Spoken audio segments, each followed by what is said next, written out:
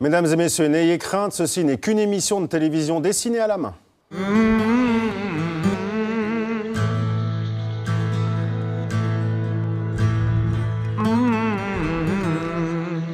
J'étais déjà habituée aux belles images fixes, mais les belles images en mouvement, c'est magique, quoi.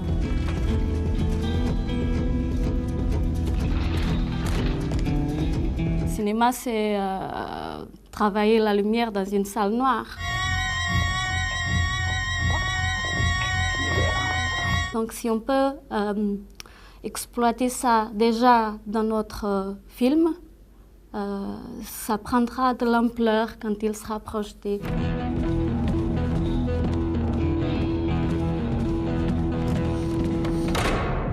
Mesdames et messieurs, ce soir sur le plateau de Qu'est-ce qu'elle a ma girl, Regina Pessoa.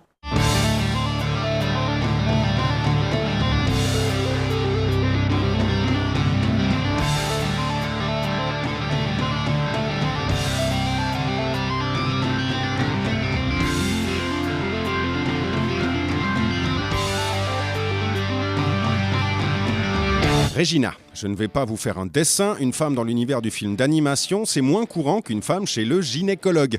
Et ça ne date pas d'hier. Pour Monsieur Disney en 1938, hop, on ouvre les guillemets, le seul travail ouvert aux femmes consiste à dessiner les contours des personnages en suivant les indications données. En même temps, quand le roi lion n'est pas une lionne, on ne s'étonne pas que le beau n'est pas souvent au bois dormant. Allez, on s'en fout, pour vous, Regina, le monde de l'animation est un pays des merveilles. Oui, le lapin blanc de Carole a toujours été une carotte dans votre carrière de réalisatrice. Une inspiration bienveillante, une motivation personnelle comme une ombre enveloppante sur votre passion. Et depuis toujours, gamine, au lieu de jouer à la poupée décharnée en chantant des comptines abrutissantes, vous dessiniez déjà au charbon sur les murs de la maison de votre grand-maman et en écoutant les babillages des anciens. C'est la révélation. Très vite, l'ombre et la lumière vous percutent en plein cœur car vous le dites vous-même, ça résume le cinéma. En quelques années, vous alignez les courts-métrages et amassez les prix, faisant de vous la figure de proue de l'animation au Portugal. Et notamment grâce au film Histoire tragique avec fin heureuse qui a été récompensé plus d'une 50aine de fois dans le monde entier et notamment à Annecy où il a reçu le cristal du cours en 2006. Ce qui est sûr, c'est qu'une mine sombre et torturée sur le papier ne vous empêche pas d'afficher une mine réjouie sur le visage. Bon, allez, vous nous rejoignez ? Bonsoir Regina. Bonsoir. Bienvenue. Bonsoir. Bonsoir. Oui. Alors Regina, donc Fred a pris un immense plaisir à faire votre portrait. Qu'est-ce que vous retenez de ces phrases sinueuses? Qu'est-ce que vous avez compris de ce portrait? Je parle vite. C'est juste quand même. Il y a beaucoup de choses que je me reconnais dans le portrait, donc ça va. Il n'y a pas de trop grosses erreurs, bêtises. Il y a une femme chez gynécologue. Je retiens. Ah bah c'est vrai, il y a plus de femmes chez le gynécologue que... Hein, enfin, tu me diras après ce que tu On en fais, parlera, hein, ça, ouais. Voilà. Et puis, moi, j'en ai profité aussi pour aller regarder vos réseaux sociaux, voir un peu comment vous réagissez sur les réseaux sociaux, comment vous les utilisez. Et c'est notre interview droit dans le mur.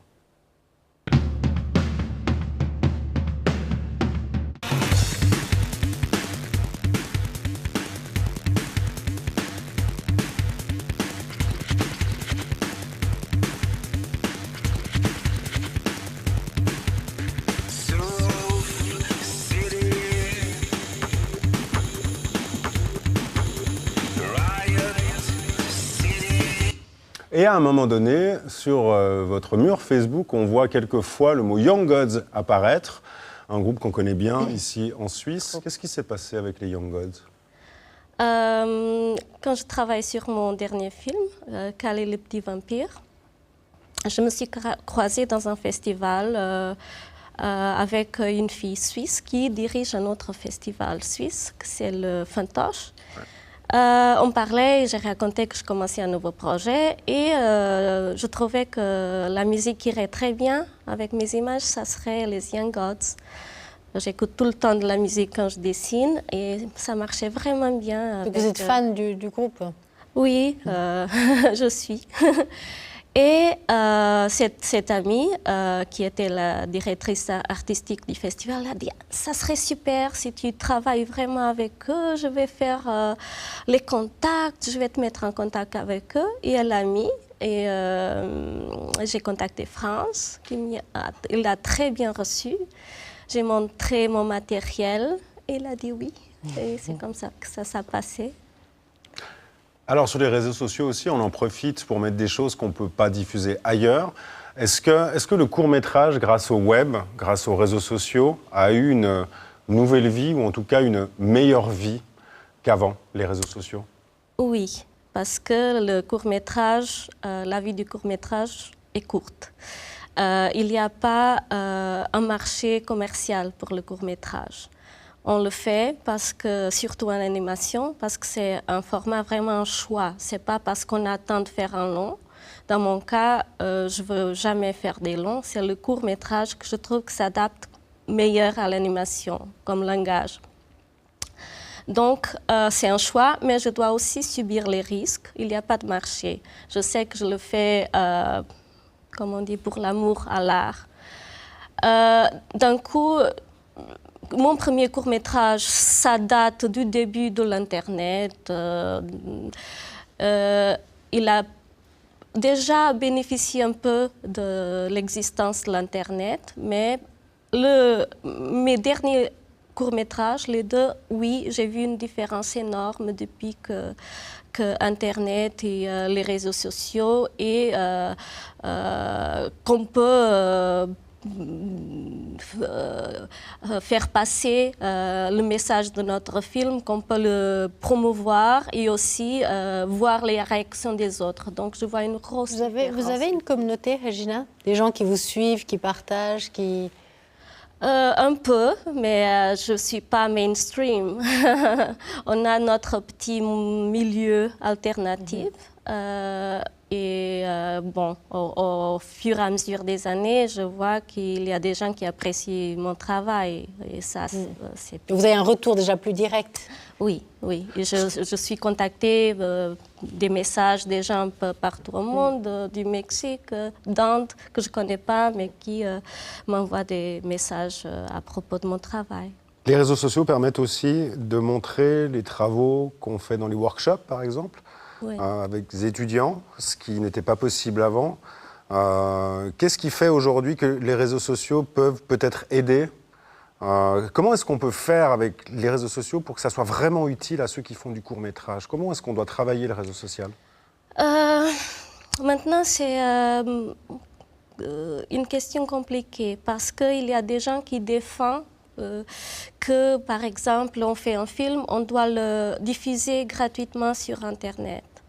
Et il y a déjà des gens qui font ça et qui arrivent à même avoir un petit revenu. Et ça, c'est la nouvelle école. Et là, il y a la vieille école qui, comme par exemple mes producteurs canadiens, qui ne sont pas du tout vers cette politique, qui trouvent que non, le droit d'auteur doit être protégé. On ne diffuse pas les courts-métrages sur Internet. Donc en ce moment, il y a encore ces deux milieux. Moi, je me trouve un peu au milieu, je ne sais pas quoi penser vraiment. Je me dis qu'on pourrait même profiter des réseaux sociaux pour faire des choses un tout petit peu punk, c'est-à-dire de faire des très très courts, c'est-à-dire faire des 30 secondes comme ça, on va essayer quelque chose, on le balance. Est-ce que vous le faites vous-même, ça? Des choses personnelles, oui. Pas des choses avec une production derrière. Ça, je le fais, des petits jeux que je fais dans la journée avec même mon iPad ou des choses rapides. Je le fais, je les lance et parfois c'est drôle de voir les retours, comme ça s'éparpille. Et ça, je le fais quand je le fais moi-même, indépendante. Mais quand il y a une production derrière, c'est plus compliqué. Alors, on a compris, le court-métrage, c'est le cœur de votre vie et c'est aussi le cœur du blabla.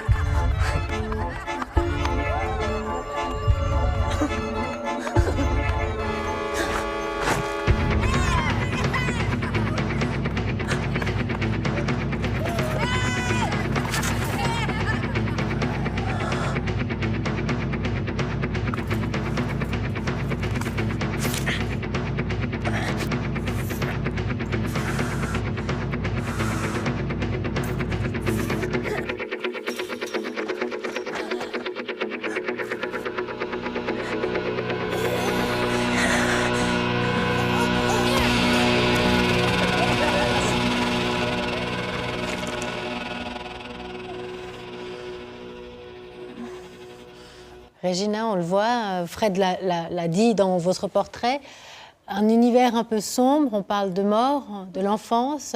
Alors, dites-nous un peu d'où ça vient tout ça. Ça a commencé quand j'ai commencé à faire de l'animation. Ma formation est de peinture, de beaux-arts, et pas d'animation, ni de raconter des histoires. D'un coup, quand j'ai commencé à travailler en animation, c'était au départ un part-time, puis c'est devenu à temps plein. Et à un moment donné, d'abord, j'ai appris l'animation en le faisant dans le studio, à travailler sur les projets des autres.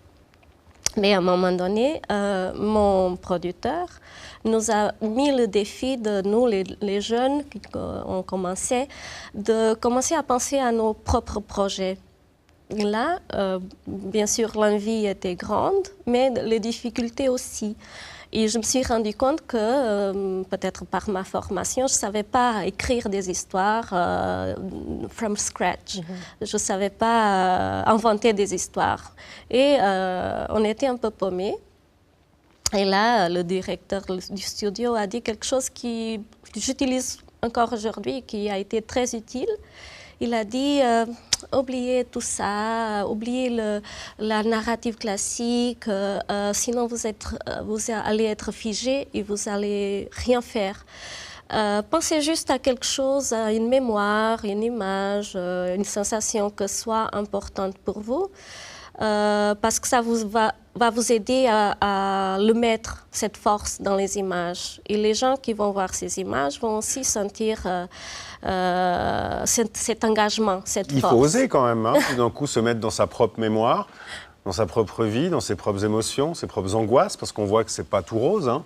Il faut oser tout d'un coup les dévoiler, c'est-à-dire déjà les mettre en forme, leur donner vie, puis après les dévoiler. Mais au départ, c'était pas une intention de parler de moi. Mais c'était une bonne suggestion parce que d'un coup j'ai pensé, quand j'étais petite j'avais peur du noir, donc c'est peut-être une bonne... Ah, c'est ces angoisses d'enfant en fait. Exact. Vous avez peut-être c'est une bonne situation pour commencer parce que je n'ai même pas besoin d'écrire une histoire classique. Il faut juste mettre une situation en place, installer le drama. Et ça a marché pour moi. Donc, si au départ, ce n'était pas mon intention de parler de moi, j'ai trouvé que c'était une bonne façon pour moi, qui n'avait pas la formation classique de narration de cinéma. Est-ce qu'il y a une formation de narration de cinéma? Parce qu'il y a la technique. Est-ce que la narration s'apprend vraiment? Bon, dans les écoles, au moins, ils abordent ce sujet. Au moins, ils ils font des exercices sur ça. Moi, je n'avais pas fait. Mais d'un coup, j'ai découvert qu'en parlant de moi, que ce n'était pas intentionnel au début, je parlais aussi des autres. Et c'est ça qui m'a un peu frappée. Parce que beaucoup de gens sont venus me voir en dire « Ah, ce que vous avez mis sur vos films, c'est exactement ce que je sentais. Je n'ai jamais réussi à le transmettre. Et là, merci. Je le sens vraiment comme je le sentais. » D'un coup, j'ai découvert qu'en étant personnelle, j'étais peut-être plus universelle que si j'ai essayé de raconter une histoire qui pourrait faire plaisir à tout le monde. Alors on a l'impression aussi dans le film d'animation, c'est plus facile et c'est plus fréquent de plonger dans sa propre enfance que dans le cinéma traditionnel. C'est-à-dire que le film d'animation, on en profite pour aller fouiller un tout petit peu ces parts d'ombre. Et c'est plus facile à, entre guillemets, dessiner que de mettre en scène avec d'autres humains. J'ai l'impression que c'est plus fréquent dans le film d'animation, ce truc où on va plonger. Alors, le film d'animation est très souvent pour enfants aussi, mais on en profite pour aller soi-même dans son enfance. Est-ce que c'est plus facile à dessiner qu'à mettre en scène ? Sûrement, j'ai jamais réfléchi sur ça, mais comme le dessin n'est pas réel, c'est symbolique, peut-être c'est plus facile de mettre en scène des images ou des compositions ou de réveiller des... On est plus libre en fait. Voilà, des mémoires qu'on n'oserait pas mettre avec une composition avec des gens réels. Peut-être vous avez raison. Régine, alors un autre aspect, c'est une niche dans laquelle vous êtes, parce que lorsqu'on parle du film d'animation, eh bien, on pense aux très grosses productions américaines. Pixar et La Reine des Neiges. Ah oui, le film préféré de Fred, La Reine des Neiges. De ma fille, s'il te plaît. S'il te plaît. Oui, c'est devenu le mien parce que... Est-ce que vous restez justement, vous allez spotter une niche et de vous installer dans une niche, ou comment on fait pour évoluer dans un monde où il y a une prédominance de cette grosse industrie? C'est un peu comme dans tous les métiers. Il y a la partie commerciale, c'est toute cette industrie. Et il y a un peu ce qu'on appelle le cinéma d'auteur. Et je trouve que les deux se complémentent. Ils sont complémentaires, ils ont besoin un de l'autre. Ce que je fais, et ça c'est mon interprétation, c'est comme un laboratoire qu'on cherche, on essaie des visuels, on risque, on essaie des nouvelles façons de raconter qui peuvent être utiles aussi dans l'industrie. Et d'un coup, de l'autre côté, on a aussi besoin de l'industrie pour que, par exemple, chaque année, il sort d'une école d'animation, je ne sais pas combien d'élèves qui ont eu son diplôme en animation, ils ont besoin d'une expérience, ils ont besoin de trouver un travail et d'appliquer aussi ces recherches. Peut-être ils ont fait dans des films dans le genre que je fais, sur l'industrie. Je trouve que les deux doivent coexister et se entraider. Alors moi qui ne suis pas un spécialiste du film d'animation, moi je trouve les films par exemple de Pixar très très bien. Est-ce que j'ai raison de trouver ça bien ? Est-ce que les gens comme vous du cinéma d'auteur d'animation peuvent trouver ça bien aussi ? Est-ce que vous aimez les films Pixar par exemple ? J'ai vu quelques-uns. Je ne vais pas voir tout. Ils sont bien faits. J'ai visité Pixar. Ils sont... Par exemple, les recherches graphiques, artistiques qu'ils font pour chaque film sont incroyables. Il y a vraiment des artistes derrière. Il y a vraiment des gens qui ont eu une formation artistique sérieuse. Souvent, le résultat final est très bien fait, incroyable. Au niveau technologique, narratif, cinéma est parfait.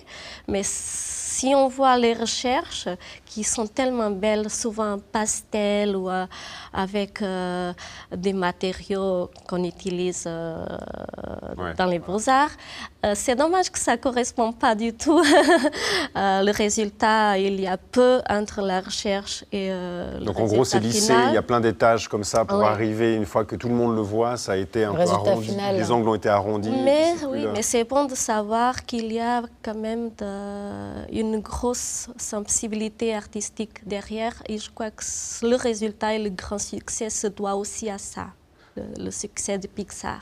Eh ben, nous aussi, on essaye de rester dans l'artisanat malgré nos moyens extraordinaires dans la culture. On a une rubrique culture gérée par Katia Bellini et aujourd'hui, elle s'est intéressée à Chine Iglesias, une comédienne de la région qui était sur scène récemment, qui y est encore ce week-end, je crois. On regarde un petit reportage. Qui est Monsieur Schmitt, une pièce avec Patrick Lapp et Chine Iglesias à voir au Pull-Off de Lausanne jusqu'au 11 octobre. Bon alors, Monsieur Schmitt, je sais pas qui c'est, mais Chine Iglesias, moi j'ai bien envie d'aller la rencontrer. Toc, toc, toc. On fait résonner les 3 coups alors que le rideau est encore baissé pour se lancer dans une jolie valse des mots en compagnie de Chine Iglesias. Un nom et un visage qui illuminent passionnément les scènes romandes depuis plus de 20 ans. En ce moment, c'est la recherche d'un certain Monsieur Schmitt qui occupe les nuits de la comédienne. Une pièce drôle et inquiétante où les téléphones vous jouent des tours, les serrures sont d'humeur changeante et les identités se dissolvent dans le pointillé des formulaires. Rencontre. Watch the stars now moving.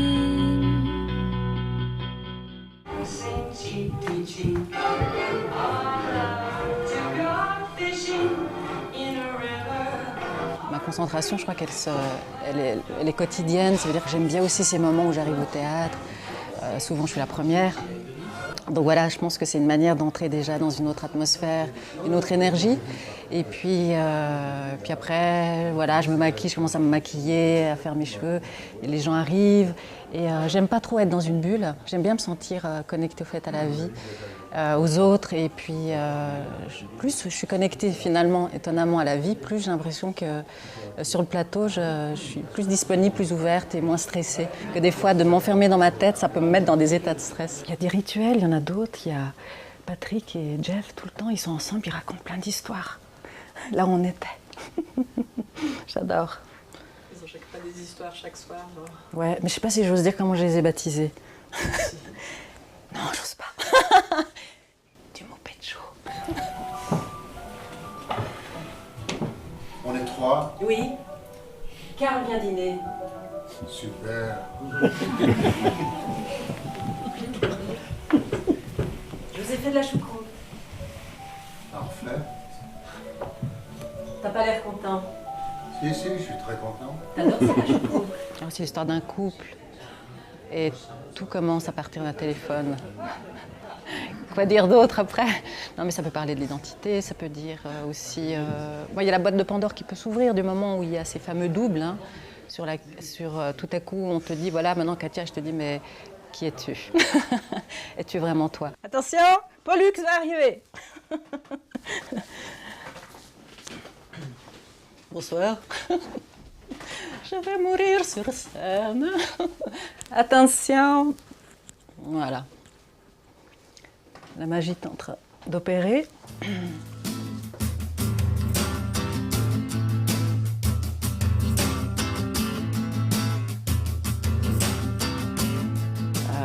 Il y a quelques années, j'avais entendu Nathalie Baye qui disait « Je suis restée 3 ans à attendre que mon téléphone sonne ». Puis c'est Nathalie Baye, je veux dire. Voilà, pour dire que peut-être ça fait partie aussi un petit peu de ce chemin, mais je crois que beaucoup de professions peuvent faire partie, peuvent avoir aussi ces creux, ces remises en question, ces doutes. Donc après, voilà. Non, mais voilà, je suis heureuse. Voilà, c'est aussi des rencontres. Il y a eu des périodes un peu plus difficiles. Mais j'aime ce métier, c'est ma maison. C'est comme un jardinier ou comme un ébéniste, c'est ma maison, la scène. Quand je vous fais de la pub, donc ici, un jour, il y avait une bouteille d'Evian à côté de mon Garnier. Et j'ai failli boire donc mon démaquillant. Millénaire, micellaire, millénaire. 1000 millions de 1000, ça va.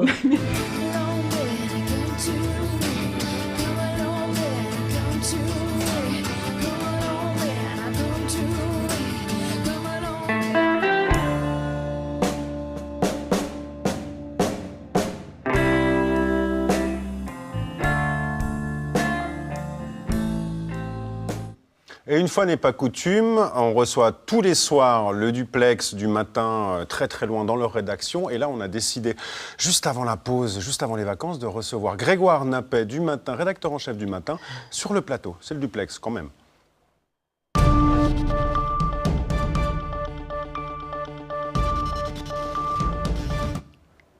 Grégoire, on vous a téléporté.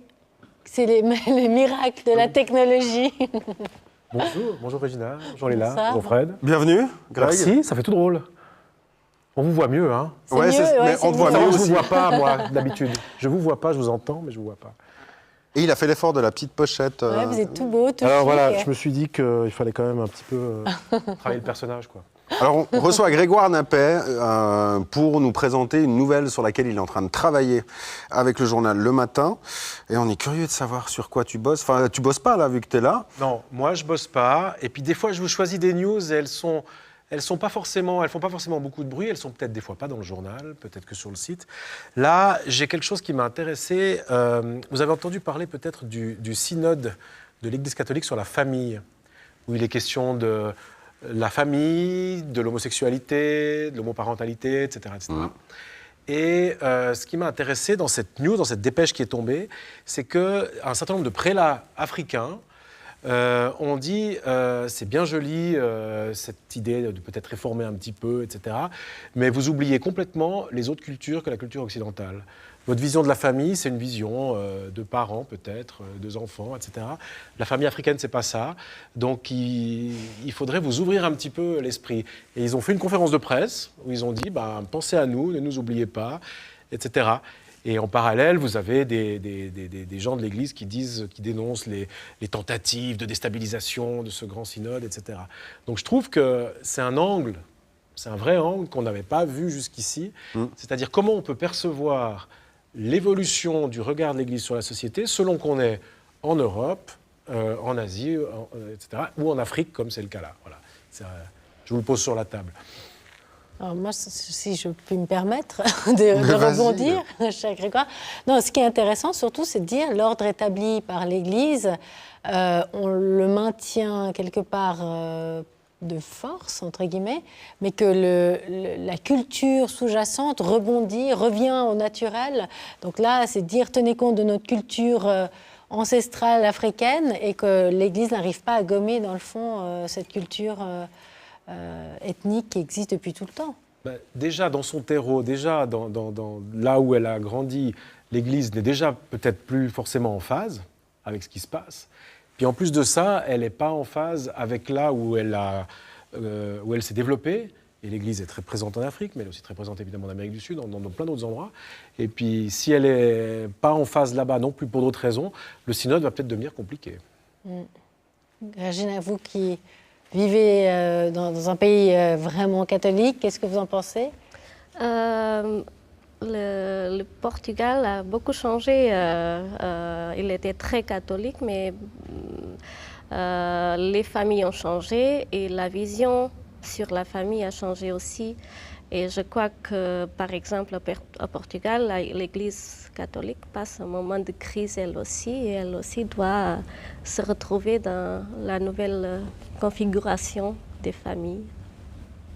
Les décisions qui arrivent sur une espèce de tolérance d'Église, voire de reconnaissance sur l'homosexualité, ça fait débat au Portugal, c'est perçu. Le mariage homosexuel est officiel au Portugal, même avant la France. Et ça n'a pas mis aucun problème à la société. Ouais, on n'a jamais entendu aucun scandale. Il n'a pas eu une manifestation. Les gens disent accepter naturellement.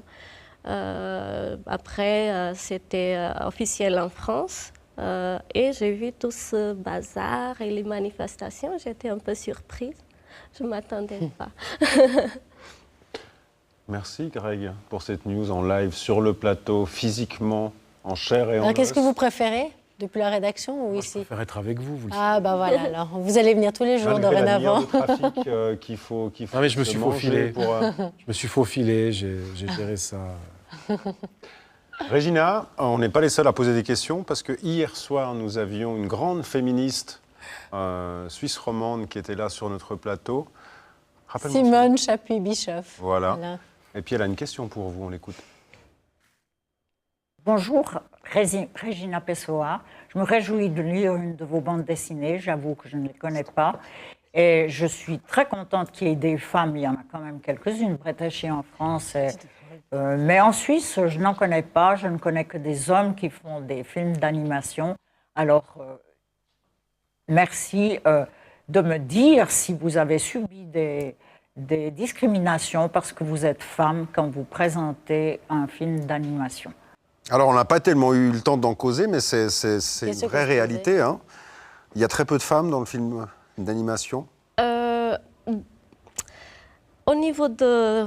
Je retourne à mon sujet, le court-métrage. Je crois qu'il y a presque autant de filles comme des garçons qui réalisent. Peut-être encore plus des garçons, mais quand même, il y a beaucoup de filles.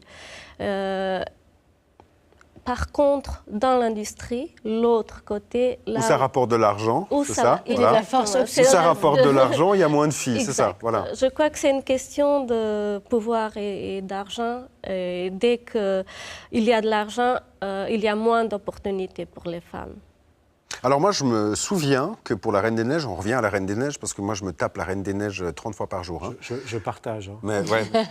Il y avait une fierté comme ça de dire que les auteurs étaient un duo, je ne me rappelle pas des noms, mais c'était un homme et une femme. Et il y avait eu tout d'un coup quelque chose comme ça, de dire bah, bravo, enfin une femme qui est plus ou moins à la tête de la création du film d'animation, mais il y a quand même un homme qui est là pour la seconder, quoi. Enfin, mais c'est vrai qu'il y a très très peu de femmes. Et dans pourquoi Mais je pourquoi rappelle une chose, le premier long métrage qui a existé, c'était réalisé par une femme, Lotte Reininger. Donc, quand même, c'est une femme qui a commencé à avoir le courage de faire des films d'animation Voilà. avec... Toujours une femme pionnière. Vive les femmes, merci. Regina, merci beaucoup d'être Merci venue nous voir. beaucoup. Vous êtes très très rapidement, vous êtes encore présente à Animatou, Festival international de films d'animation à Genève. Ça dure jusqu'à dimanche. Vous pouvez aller voir encore le programme jusqu'à dimanche sur animatou.com. Et puis on vous souhaite bonne route dans votre carrière. Et puis nous, on en profite pour dire qu'on a une petite pause de 2 semaines. J'ai dû faire une pause syndicale parce que tout le Alors, elle monde n'est pas conteste. forcément syndicale, mais c'est une pause quand même. On se retrouve dans 2 semaines. Greg, merci beaucoup d'être venu sur le Le plateau. matin sort tous les jours, lui. Voilà. Merci beaucoup. Et on vous souhaite une bonne soirée. Au revoir. Merci.